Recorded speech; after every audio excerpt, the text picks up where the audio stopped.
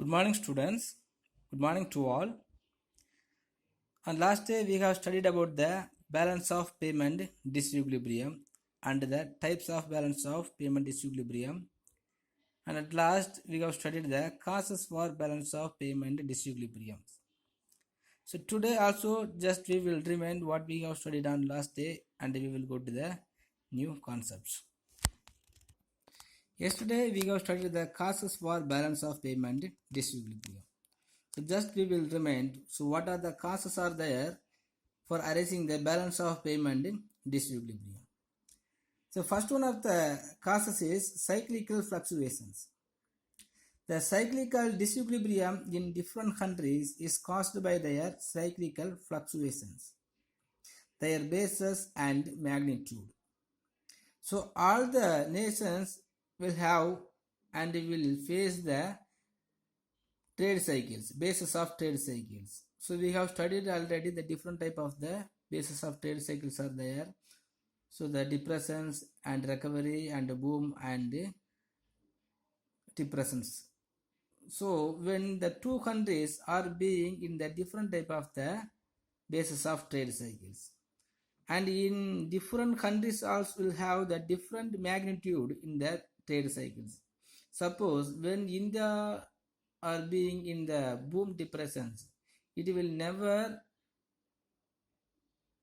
earning more income than other countries, and some other countries also can able to earning more income when they are being in the boom situations. So not only that, now which one countries are being in boom situations and the another one of the trade countries are being in the depressions base, so it will never come to the equilibrium of balance of payment. So these cyclical fluctuations always will be the reasons of the balance of payment disequilibrium. The world trade shrinks during depressions while trade flourishes during prosperities. So throughout the world, all the nations are being as a same basis. So the different nations will be in the different bases. So it will also one of the reasons for the balance of payment disequilibrium. Next is structural changes. The structural disequilibrium is caused by the structural changes brought by huge development and investment programs in the developing economies. So normally the developing economies always spend more income to develop their structural arrangement. So such economies may have high propensity to import for want of capital for rapid industrializations, while export may not be boosted up the extent.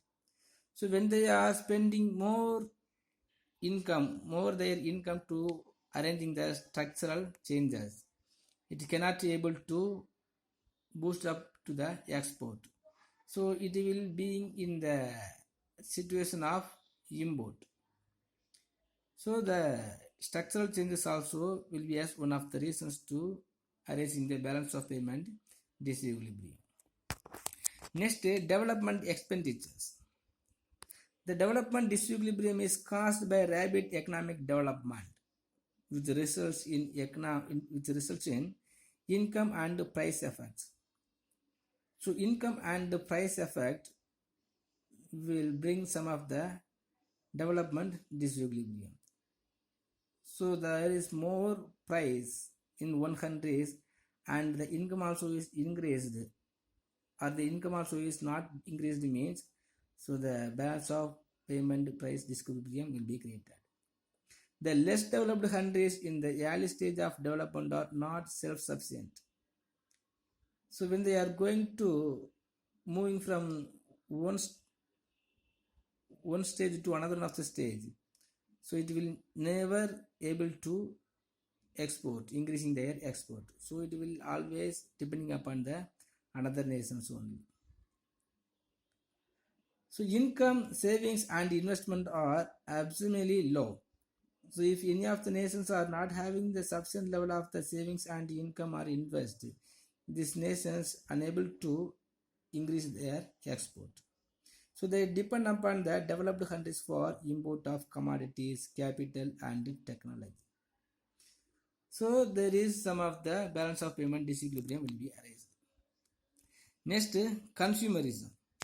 So consumerism also is one of the reasons for arising the balance of payment disequilibrium.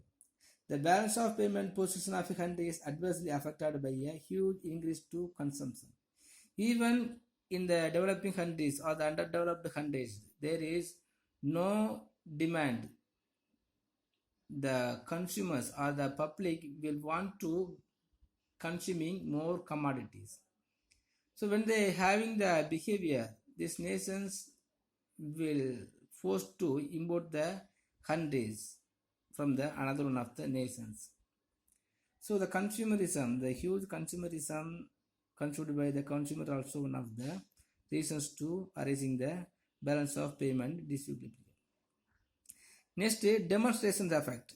Demonstrations effect mean the people one who is want to live like a another one's life.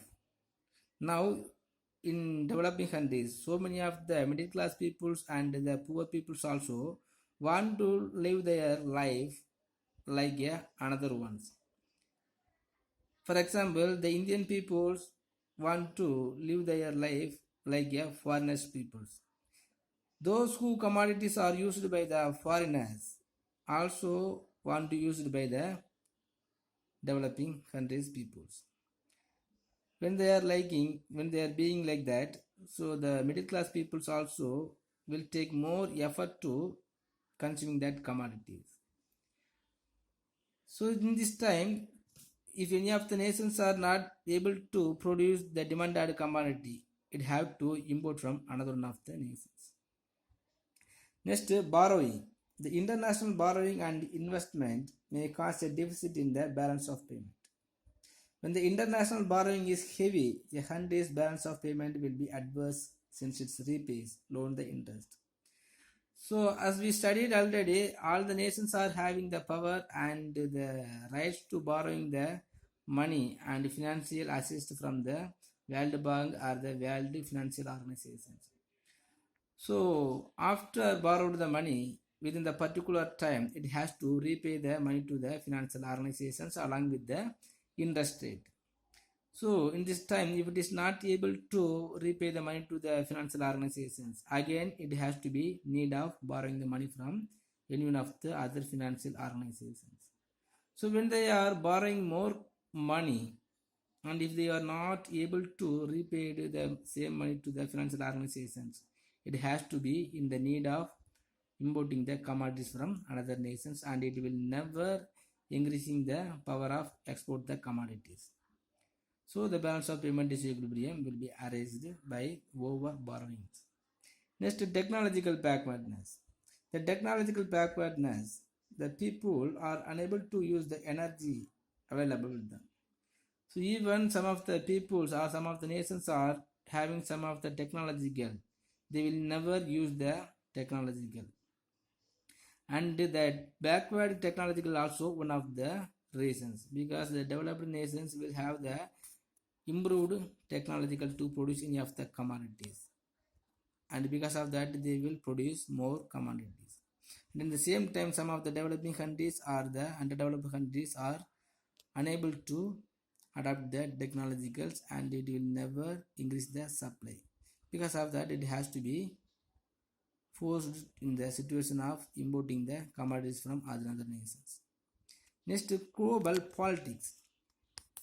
So under the global politics, the rich countries need to sell their weapons to promote their economy and generate the employment.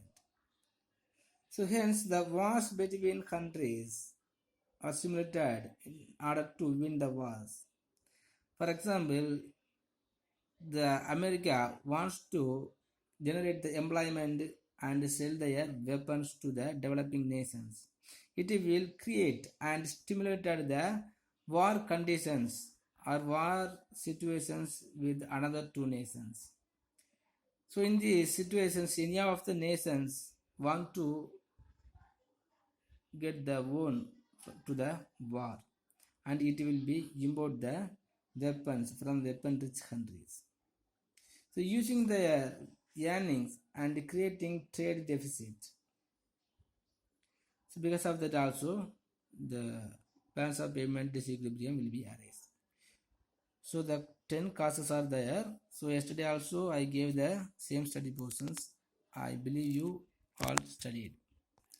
Next, measures to correct balance of payment disequilibrium. So the balance of payment disequilibrium will be affected the economy as harmers. So we must take in some of the effort to correcting the balance of payment disequilibrium. So this balance of payment disequilibrium measures broadly classified as two types. First one is automatic correction and deliberate measures. Under the automatic corrections, if the market forces of demand and supply are allowed to play freely, the equilibrium will be automatically restored in course of time. So normally we have studied the market forces, the demand and the supply. If you are allowed the demand and the supply as freely, automatically this market force will come to the will bring to the equilibrium. So under the free exchange rate system, the automatic adjustment of the balance of payment can take place through changes in the variables like price, interest, income and capital flows. So the price, interest, income and capital flows will changes the balance of payment disequilibrium. So under the automatic corrections, what are the measures are taken by the government mean? First one is price adjustment. As a result of foreign exchange outflow from a deficit country to a surplus country, there will be a fall in the money supply in the deficit country and increase in the money supply in the surplus countries. So when we are decreasing the price of a commodities in the deficit countries, balance of payment deficit countries are decreasing the price for their commodities, the another countries will come to our nations to export. Normally, if the price for commodity is very low, the demand will be increased, right? So like that, for example, in developing countries, in our price for the commodities in our countries is very low. Other countries also will want to export from our nations. So the price adjustment also will be one of the measures to correct the balance of payment disequilibrium. Next, interest rate adjustment. The contraction or expansion of money supply resulting from the balance of payment deficit or surplus leads to a rise or fall in the interest rate. A rise in interest rate in the deficit country will encourage investors to withdraw their funds from abroad and invest their home countries. So normally, if the interest rate is increased by the bank, so the public will going to get the interest to deposit the bank. Like that, if the interest rates are increased in the deficit balance of payment countries, the other countries want to make the direct investment on our countries. So on the basis of rate of interest only, the foreign capitals or the foreign funds and the foreign direct investment will come into our nations. So because of that also the balance of payment will come to correct. Next, income adjustment. So a nation with the payment surplus will experience rising income which will increase imports and thereafter equilibrium is restored in balance of payment. So income of our nations are going to decrease. Our public also will reduce the purchasing power and the desire to getting the consumerism. The consumerism also will going to reduce and the purchasing power also will be reduced.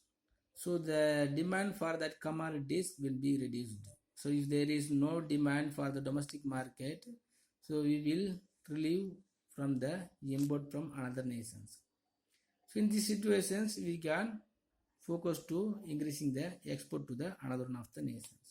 Then automatically the balance of payment disequilibrium will be eliminated. Next, capital flows. The changes in the interest rate consequent to the balance of payment disequilibrium will encourage capital flows from the surplus nation to deficit nation, helping restoration of balance of payment equilibrium.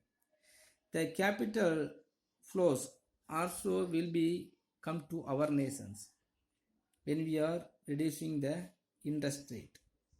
So changes in the interest rate also will encouraging the capital flows from the surplus balance of payment nations. So the four measures will automatically correct the balance of payment disequilibrium. Next, deliberate measures by the manually or by the effort of the government or the Reserve Bank of India or the nations. If you are doing by deliberate, some of the measures are there. So under the deliberate measures also we can classify as a monetary measures and trade measures and miscellaneous measures. So under the monetary measures, the three measures are there to bringing the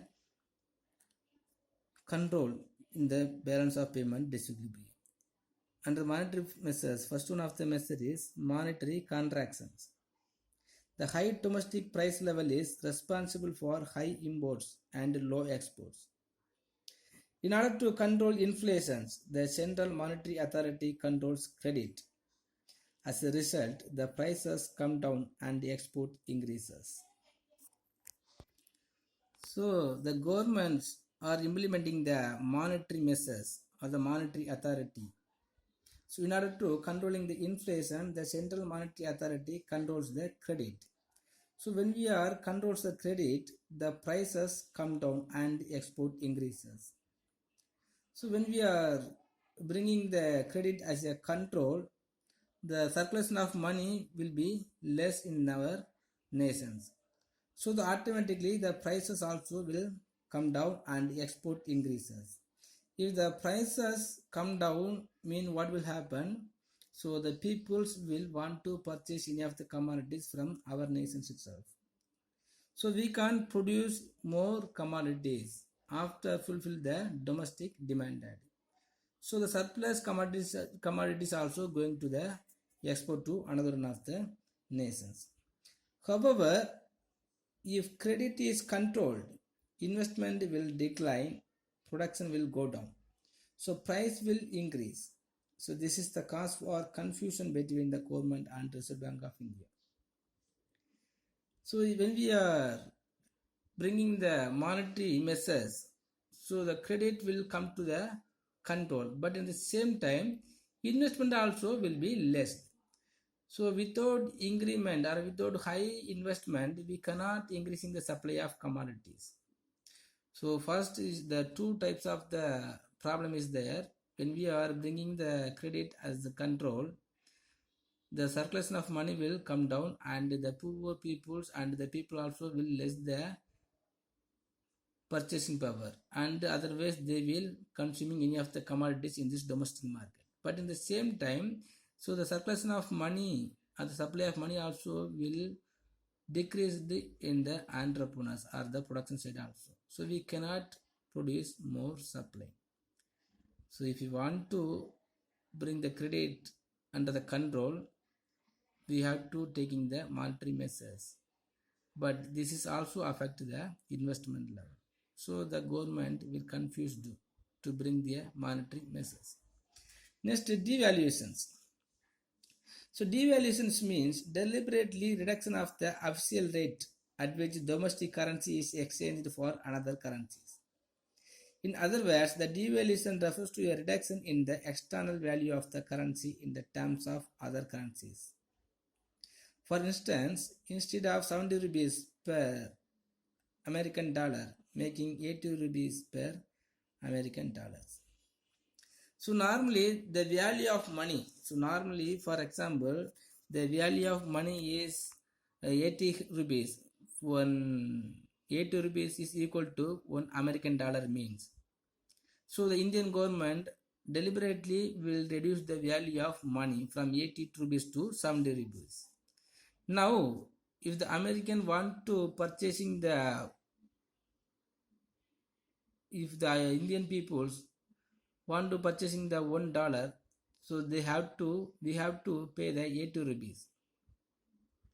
So first the 1 rupee is equal to 80 rupees. 1 rupees is equal to 70 rupees means after devaluation of the money, now $1 is equal to the 80 rupees. So in order to increasing the export, so all the nations will come to our nations. A country with fundamental disequilibrium in the balance of payments may devalue its currency in order to stimulate its export and discourage imports to correct the disequilibrium. The devaluation makes exports cheaper and import dearer. That means making Indian goods cheaper for foreigners and foreign goods costlier for Indians. So if you devalue the money, the foreigners can easily purchasing the Indian commodities because the price for that Indian commodities may be very low when we are compared to the exchange rate. So at the same time, the Indian people will never want to purchasing the foreigners good because the price for that foreigners good is may very high. So the devaluation also one of the measures to correcting the balance of payment rate. Next, exchange control. The exchange control means the state intervention in the forex market. It is a popular method employed to influence the balance of payment position of a country. Under the exchange control, the government or central bank assumes complete control over the foreign exchange reserves and earnings of the countries. So the Reserve Bank of India only will have the power to control the exchange rate. Now, by taking any of the measures, the Reserve Bank of India adopt the good exchange rate, or there is more barriers to exchanging the rate, we can bring the and we can correct the balance of payment disequilibrium. Next, trade measures. The trade measures include measures to promote exports and to reduce the imports. So under the trade measures, the two types of measures are there. One is the export promotion, next import control. The export may be encouraged by reducing or abolishing export duties. So when we are reducing the export, for the purpose of promote the export, we have to reducing or abolishing the export duties. The export may be encouraged by the reducing or abolishing the export duties. So the government can reduce or abolishing the export duties. Next, providing the export subsidy. So those who all entrepreneurs, those who all involved in this international trade and export, so the government must be providing some of the export subsidy. So all the people will come into the export trade. Next, encouraging export production by giving monetary or physical institutional incentives. So when we are giving some of the incentives to the promotional entrepreneurs or the export entrepreneurs, he will get more interest to increasing the export. Next, import control. When we are control the import, whatever we can do. So imports may be controlled by imposing or enhancing import duties. Suppose if the governments are increased the import duties, the importer will reduce the amount of import. Next, restricting imports through import quotas. So the import quotas also is there. Some of the amount will be reduced by the government. Suppose if any of the importers are importing 10 tons of commodity from another nation, it means the amount will be reduced by the government from 10 ton units to 5 ton units. Next, licensing and even prohibiting of import. For involving the import trade, some of the licenses are there. So the license also have to provide by the government. Suppose the government stopped to providing the license to started the import trade, so the import will come to the control. Next, some of the other measures also is there. By stopped or induced the other measures also, we can bring the balance of payment distribution. First one is foreign loans. So if the governments are not ready or not get the interest to from the foreign financial organizations, or if they are not having the interest to borrowing the money from the foreign financial institutions, so the import will come to the control. Next, encouraging foreign investment. So many of the foreign directors will come to our nations to make the investment. Suppose if the governments are encouraging the foreign investment, that is the foreigners, so they will come to our nations and we will get the good investment. Next, development of tourism. Development of tourism means, so we have to attract the foreign tourists. So if we have the best and effective tourism situations and the tourism place, only the foreigners will come to our nations. So because of that nations also, we will get good foreign exchange. Next, import substitutions.